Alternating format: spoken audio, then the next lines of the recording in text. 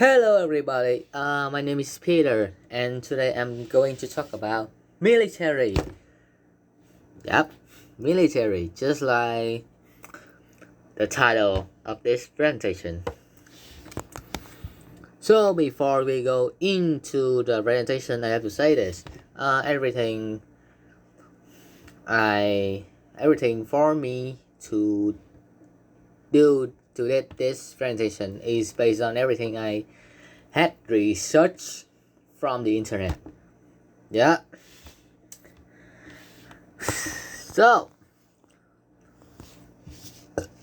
so, yep. So these are the things. Sorry, I have to. Yep. So these are the things we will do in this presentation.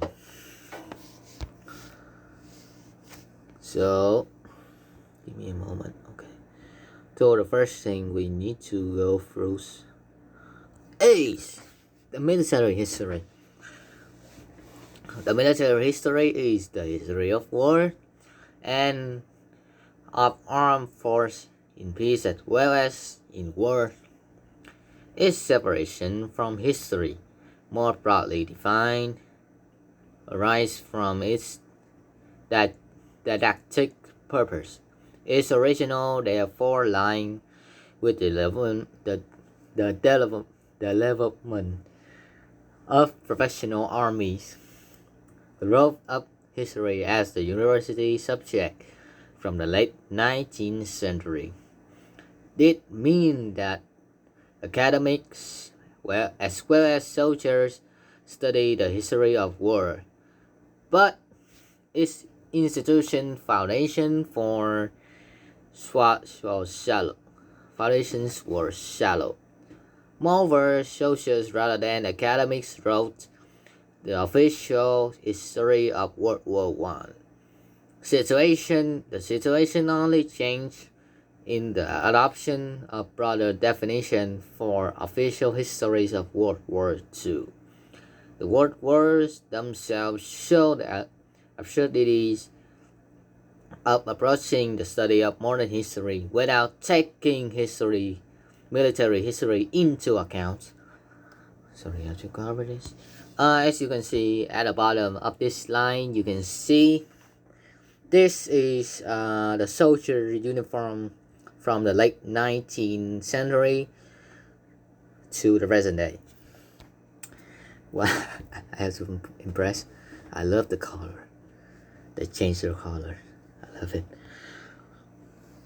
So what are the duties of soldiers? What are the soldiers doing duty when they serve for military? Well, they are trained in combat skills and arms within the armed force, and they form the backbone of modern military capabilities. They are trained to engage and neutralize enemy combatants in international armed conflict, and they also work as peacemakers during the international intervention. Well, in the right corner, you can see. Give me a second. Okay, you can see the Canadian soldier trying to protect the citizens from something I really don't know. And in the left corner, you can see. And in the left corner, you can see Prince Harry of England. In the time he were in the England military. Well, I have to say, he looks handsome when the time before the time he married Meghan of the US. So significant. So now we go through the history of Canada military. Well, as every country around the world, they have to go through two World War. The first one is World War One, and the second one is World War Two. Well, the World War Ones occurred in 1914 to 1918. Sorry. In April the 22, 1915, Canadians see the first major action of. Yep. I don't know what is. I don't know how to say this. In 1916, in July 1st, 1916. Give me a second. Okay, give me a second. Just zoom in and zoom out. Okay. Is the start of the Battle of Somme and Belmont Hamel. In April 9, 1917, the start of Battle of Vimy Ridge. In November 1917, Canadians capture Passchendaele. In November the 11th, 1918, the end of the First World War. Hooray! No longer later. Sorry, I have to move this. What? Sorry. Oh, sorry. My bad. Well, the Fourth War II occurred in the time 1939 to 1945. 45. Well, in September 1938, saw a Battle of the Atlantics. In December the 25th, 1941, Canadians in Hong Kong forced to surrender. In 1942, August the 19th, Canadians take part in the Parade. From June to August 1944, Canadians fight in D-Day and the Battle of Normandy. The Battle of Normandy is a famous battle between Germany. Not Germany. It's a famous battle between Hitler and all over the world. In May the 5th, 1945, Canadians liberate the Netherlands. In May the 8th, victory of Europe. In August the 15th, 1945, the victory over Japan Day.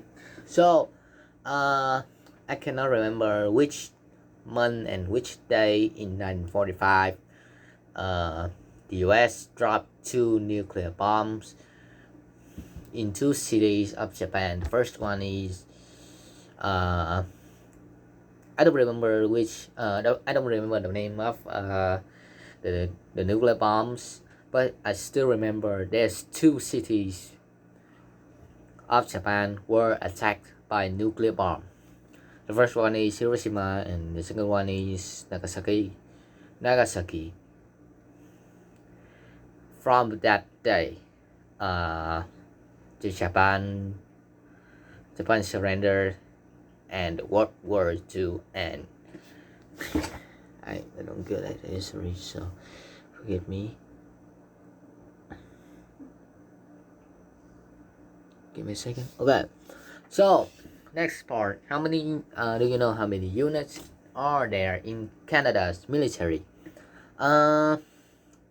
There are 122 reserve units are recent, and in 117 communities include Royal Canadian Navy, like they work at the sea, Canadian Army, Royal Canadian Air Force, they work in the sky, Canadian Joint Operation Command, Canadian Special Operation Force Command, Information Management Group, Royal Canadian Medical Service, and like medical services, like there are military doctor and nurse, and Royal Canadian Dental Corps. I don't know what it is. Move on. So we have to zoom in so we can see the whole page. So what is the logo of Canadian Army, and what does it mean? The symbol of Canada's military heritage are largely inherited from British military traditions. Central symbol include white, blue, and red. In sign used in the First and the Second World Wars at Canadians military base, and in NATO and peacekeeping operation until 1965. At that time, they were replaced by the new Canadian flag in later by newly developed military flag. In addition, many of the symbols traditionally associated with Canada, like maple leaf, the beaver, and the crown, are prominent features of military identity systems. Aboriginal symbols and animals include the Canada goose, the Canada's goose, and the muskox also appear in military badge. Sorry, but in the picture there's the logo, the symbols of Canadian Army, the Canada Army is not correct because I just put it. Sorry. So move on. So Canada East Day. So what? So Canadian Army is of East of today. Canadian Army is a land component of Canadian Armed Forces. Canadian Armed Forces, and largest of its three elements, in order to being the Royal Canadian Navy and the Royal Canadian Air Force. Through programs as base, armories, and training centers across the country, the Canadian Army produced soldiers who were well trained, well equipped, well led, and ready for operation at home and abroad. Canadian soldiers trained and are ready to wide range scenarios. For the purpose of domestic and expeditionary missions, Canadian Army units are placed under the command of Canadians Joint.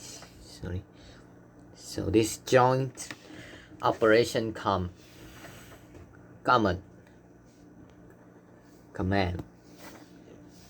Whatever. Yeah.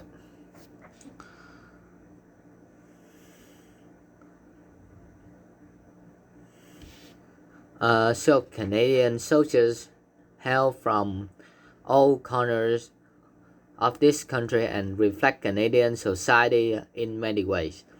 The Canadian Army is proud of its soldiers' involvement in community beyond the parameters of its defense mandate. Units initiate and participate in events to remember the past, promote, express their corp, and celebrate Canadian heritage. Parades, festivals, and concerts are just some of the ways that Canadian citizens are interact with their soldiers. Thanks primarily the soldier, the citizen soldiers of Canada's reverse force, force. The Canadian Army has a presence of virtually every region of the country.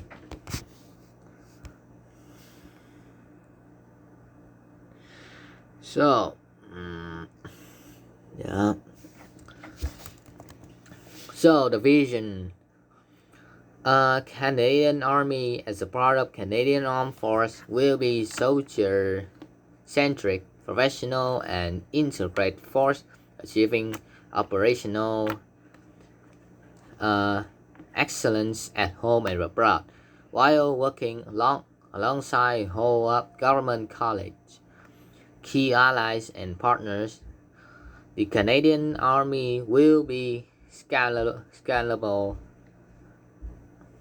agile, and responsive force that operates among populations to deliver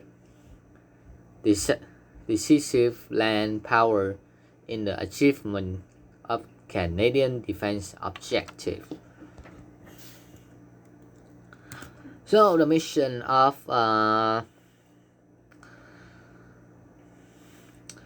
Canadian Army.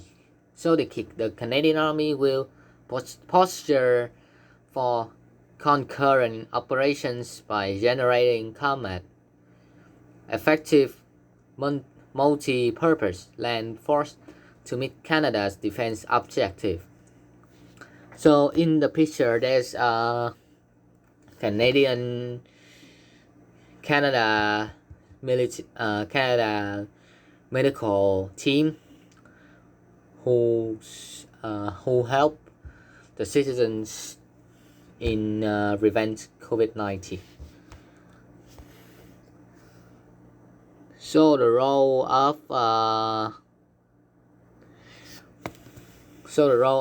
Canadian Army. The Army protects Canadians and our interests by defending Canadian territory, maintaining Canada's sovereignty by providing land, surveillance, and combat-ready force, contributing to the collective defense of North America, assisting provincial and other authority with natural disaster, including flood, forest fire, storm, earthquake, blah blah. Providing armed and unarmed assistance to civil authorities when needed to maintain public order and security. Supporting Canadian interests abroad by providing force to the UN and NATO and other operations involving more than 2 nations, which can include serving as peacekeeper and providing humanitarian assistance. Question time. So Canada, I have a question for you guys. So Canada was an ally of which country in the war between Russia and Ukraine? You can look at picture and Canada is an ally of.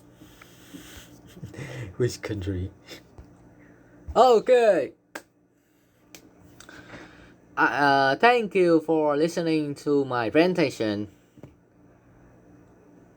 Yeah, and thank you to Peter Griffin who helped me with this presentation.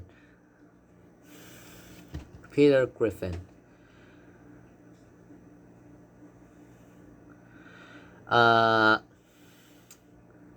Thank you for listening and have a good day.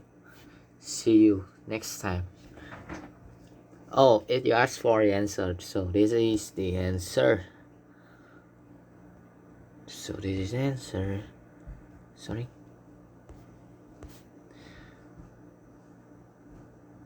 Yep. See you again.